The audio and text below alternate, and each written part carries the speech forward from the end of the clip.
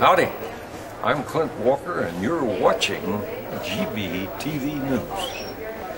Thanks, Clint. I'm Randy Hansen. In world news headlines today, Manning in first court appearance as Iraq occupation formally ends. Nearly half of Americans below poverty line or low income. And spending deal avoids shutdown as Obama urges payroll tax cut. And UN urges global LGBT protection. GOP candidates hold final debate of year. Gingrich pressed on Freddie Mac work. And Gingrich has abolished grotesquely dictatorial U.S. courts. And FBI probed Gingrich for bribery after wife met with convicted arms dealer. And Justice Department accuses Arizona sheriff of anti-Hispanic bias. And Brazil sues Chevron Transocean for oil spill. And BP among winning bidders for new Gulf drilling. The daughter of prominent activist arrested in Bahrain protest crackdown, and author columnist Christopher Hitchens dies at 62. GVTV News content has no connection with NCTV Digital Media Center and is its own program. But before these stories, GVTV News would like to thank one of our underwriters who supports your only visual video news media in Nevada County. That's right, it's us, GVTV News.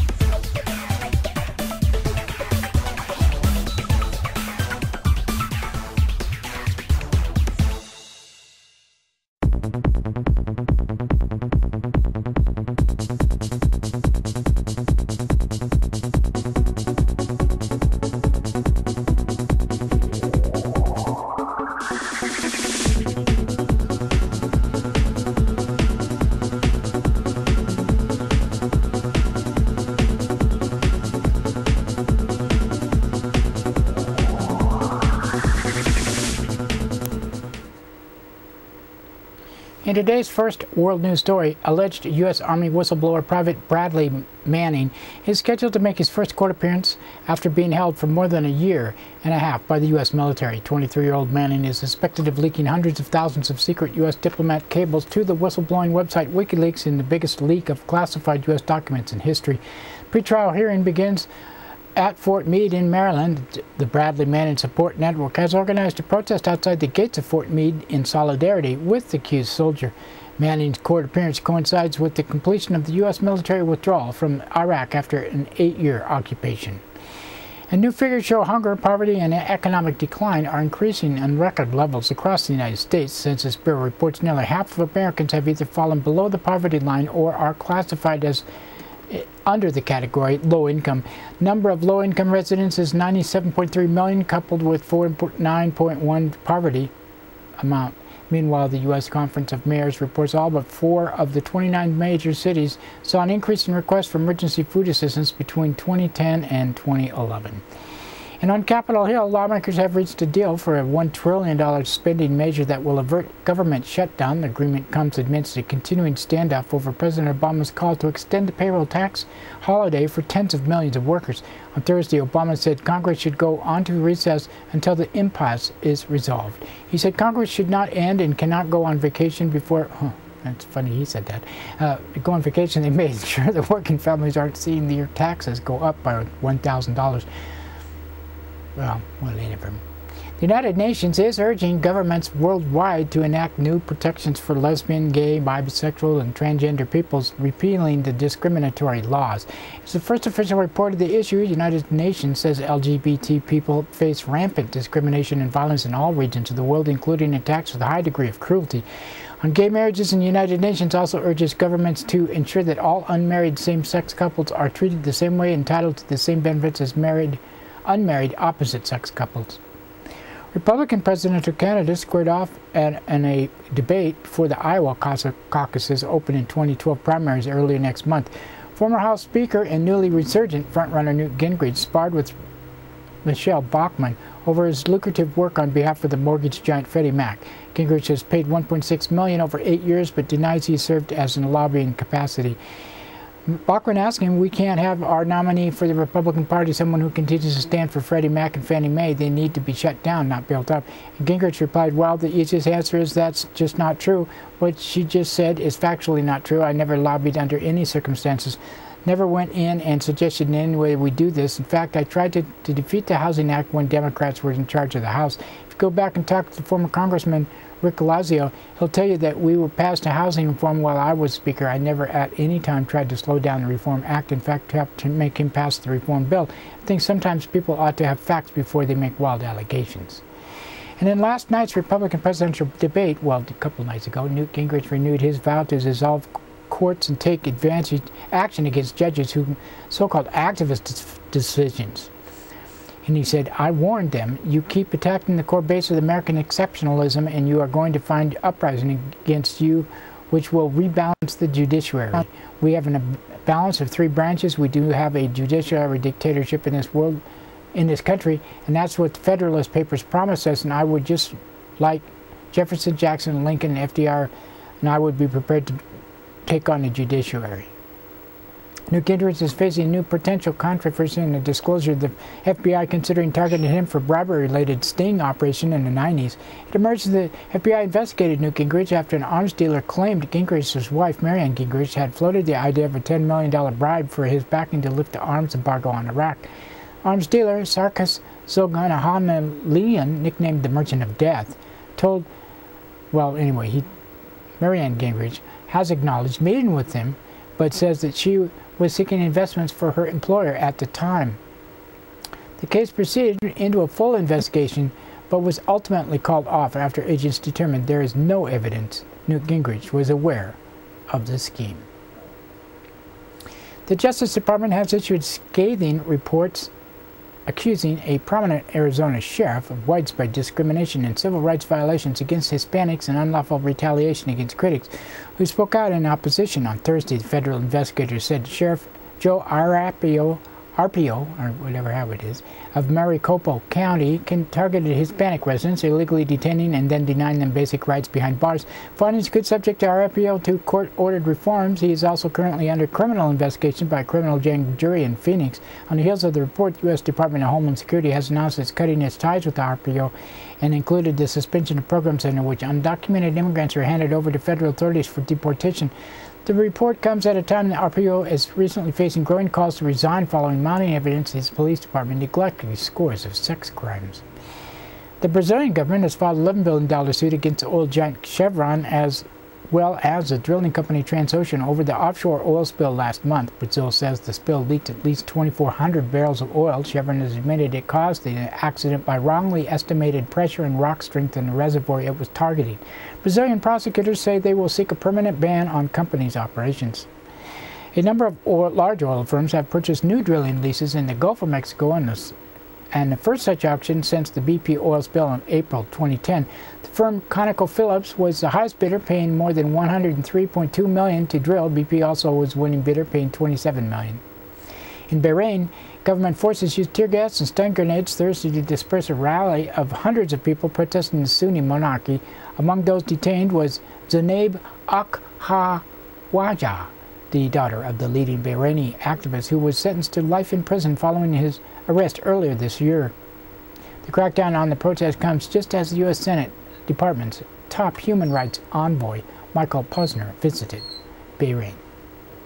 And the author and columnist Christopher Hitchens has died at the age of 62. Hitchens was a longtime columnist for The Nation magazine and Vanity Fair. He left the Nation not long after coming out as a supporter for the Iraq War. A prolific author, Hitchens' book included The Trial of Henry Kissinger and the Atheist Manifesto, God is Not Great. And that's it for World News Today. Now another thanks to one of our underwriters who supports your only visual video news media in Nevada County. That's right, it's us, GVTV News.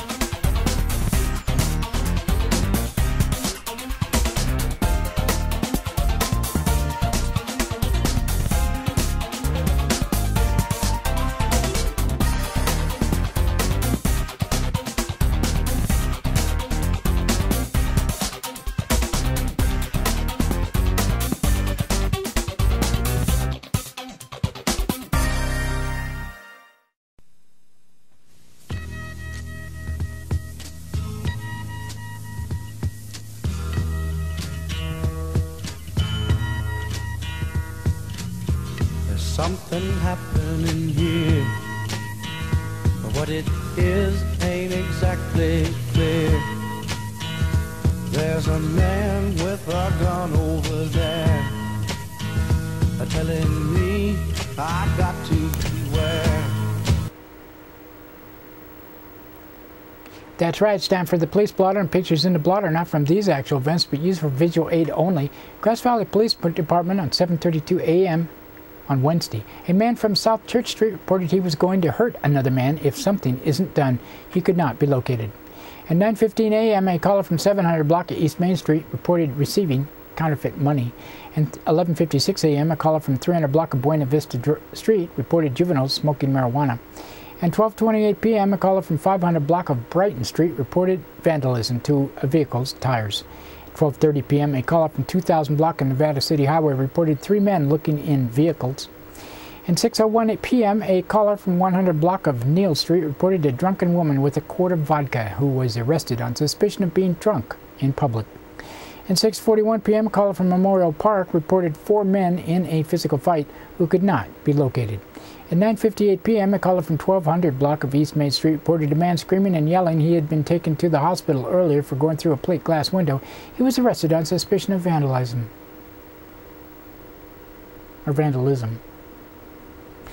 Thursday, 3:31 a.m. a vandalized vehicle was found in 1000 block of Whispering Pines Lane in Nevada County Sheriff's Office on Wednesday. 10:51 a.m. a caller from 12,000 block of Brunswick Road reported a burglary to a truck. At 11:24 a.m. a caller from Caledonian Way reported a residential burglary. People were trespassing after a house fire and extra patrols were requested. 1:51 p.m. a woman from Wolf Drive reported juvenile brandished a knife at her daughter last week. Juvenile was cited on unknown charges. And 2:37 p.m. a caller from 14,000 block of Owl Creek Road reported credit card fraud. 4:17 p.m. a caller from 15,000 block of Magnolia Road reported a vehicle had been shot about 4 times. And 5:44 p.m. a woman from 21,000 block of Darcy Lane reported people were in a vacant residence throwing things around. One person ran out the back. 5:59 p.m. a man from 14,000 block Rattlesnake Road reported his residence had been broken into 3 weeks ago with several firearms taken. And 6:02 p.m. a caller from Highway 174 and Silver Way reported a woman who appeared to be on drugs in the middle of the road. She could not be located. And 6:04 p.m. a man reported his daughter had been assaulted by a woman in Alta Sierra area. He did not want to press charges. And 6:11 p.m. a caller reported a 10-year-old boy in Judas Ear Court had been assaulted by his father. A man was arrested on suspicion of child abuse. And 6:39 p.m. a caller from 13,000 block of Highway 49 reported a man had a lot of traffic in and out of his room and there was a strong odor of marijuana. Nothing suspicious was found. Just a large funny looking tree. 10:11 p.m. a woman from 16,000 block Scott Way reported a person trying to get in the house through a doggy door. She then reported it was her husband.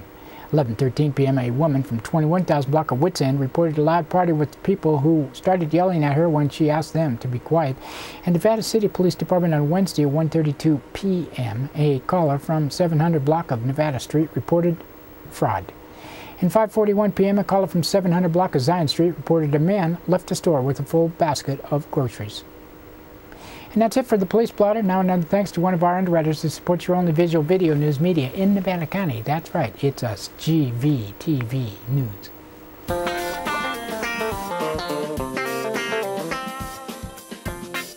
Soundcheck Music Center, the rock and roll connection. We have guitars, amps, drum equipment, sound accessories, lessons, and repairs. We are located at 671 Maltman Drive, Grass Valley. 530-272-7236, open 7 days a week.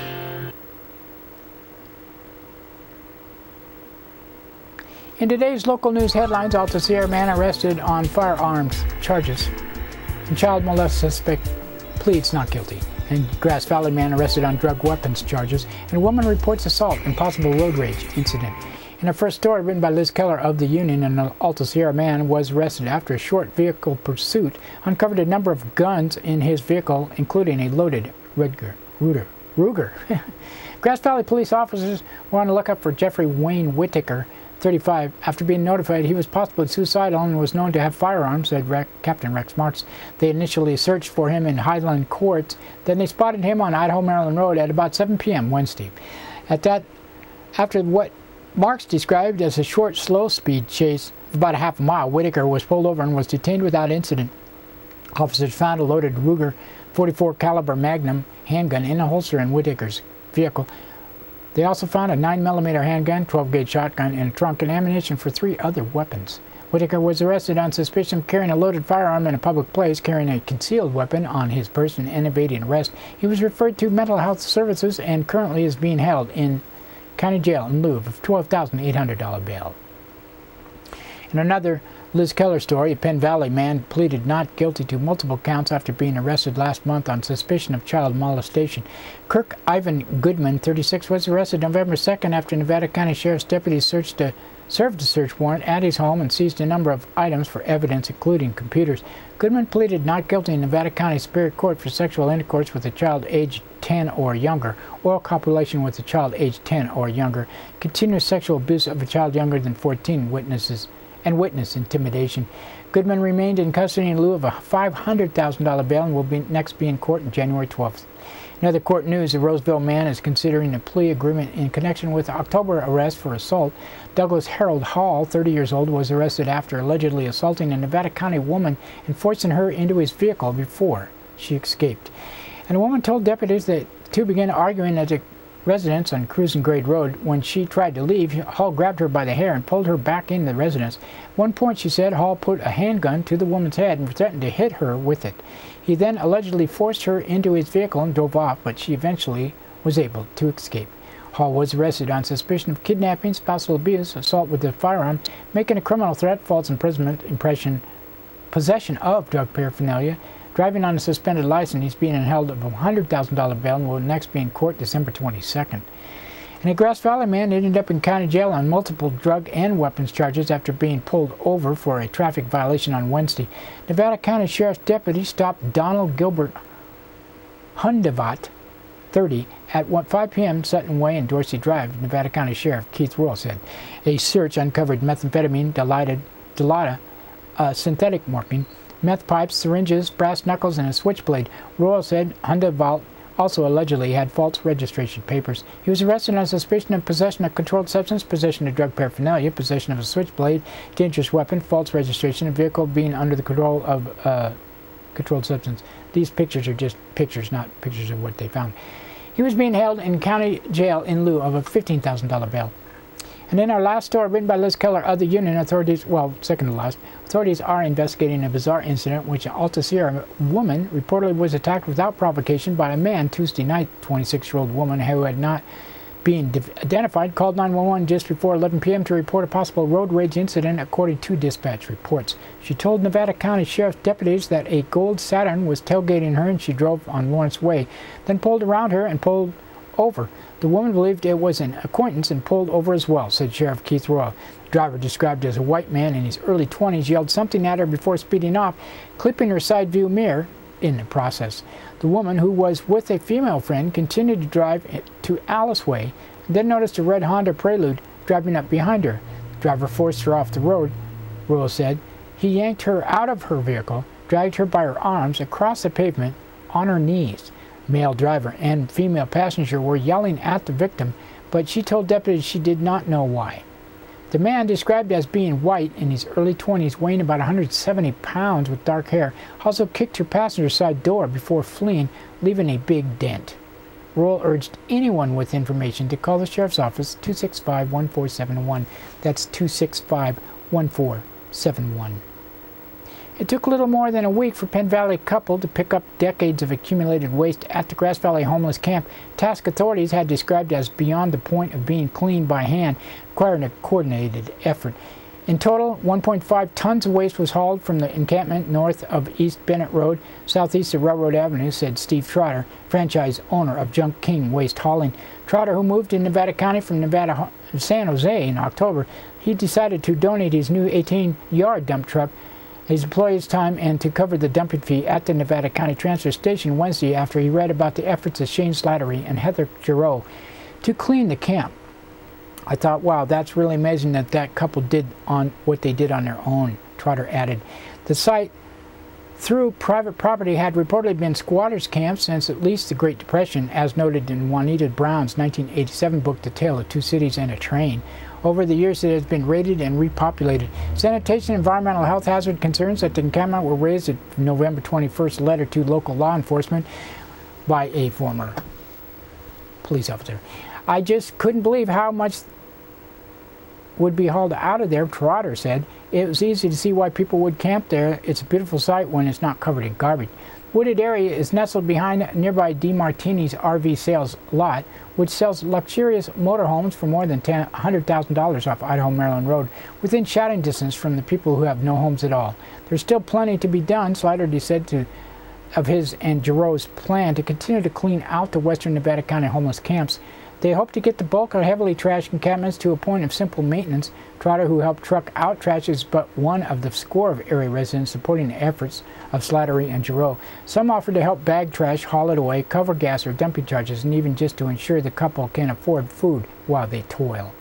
We get recognized a lot now, Slattery said. Someone even called us local celebrities. When ordered a sandwich at the Glenbrook Basin Safeway store, a shopper spotted the couple and paid for their meal. Good for them. Brad Pesimer, a Grass Valley resident, rented a truck December 11th to help Slattery and Giroux haul the first load from the Nevada City homeless camp off Highway 20 and Coyote Street. Giroux's mother is also on hand to help at the camp. She actually resided for years there during one stretch of her life. Emotions aren't uncommon in their effort, as the couple said. They have read and cried over the heart-wrenching thank you letters. Beyond the well-wishers and contributors, however, not all recognition has been flattery. Well, one reader in the Union noted Giroux had pleaded no contest to 2004 and after-the-fact accessory to a murder charge, spent 2 years in jail with 5 years probation for a bogus charge, by the way. 2002, Giroux and David Leffingwell turned David Burke Jr., who assaulted James Vandenberg in the Yuba campground. All three were homeless residents in the camp. During the ensuing trial, Burke Jr. He went to prison for life without parole. Leffingwell told prosecutors Giroux was not present during spontaneous crime, nor was when the body was disposed of, but was reportedly present during the destruction of evidence. I did everything out of fear, Giroux said. Slattery said he had his own checkered past, and you know what? I'm skipping all this because it's just junk. Yet, she remains supporting 4 children, including a hospital-bound 3-month-old baby. They clearly had some issues in the past, currently some serious things to deal with, but at some point, don't we all? Well, I think so.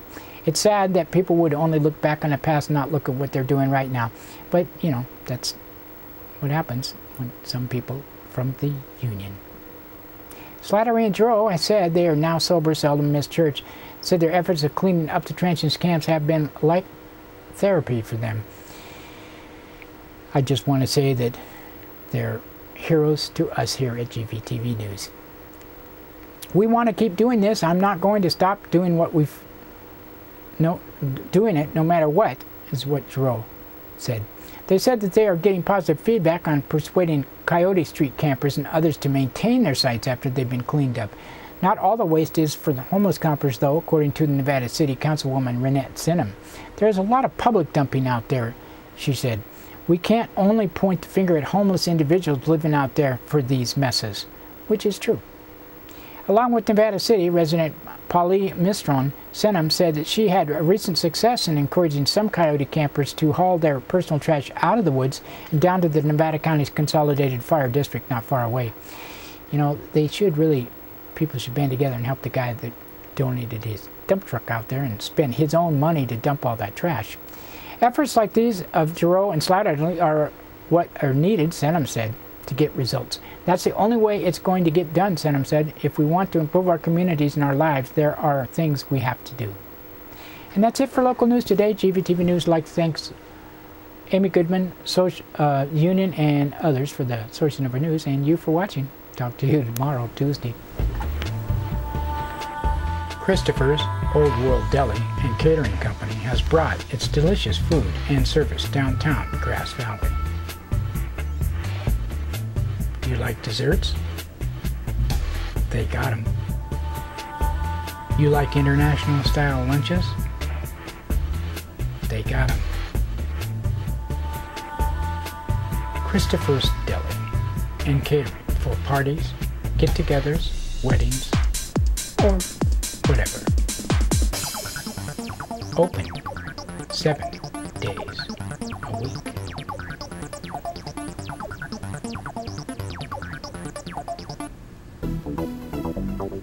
Belle Star's shop is a one-of-a-kind place you will find on the Ridge. Steaming hot coffee and a cool atmosphere with healthy food, organic desserts, and meals available. Belle and her smile will not be forgotten the first time you visit.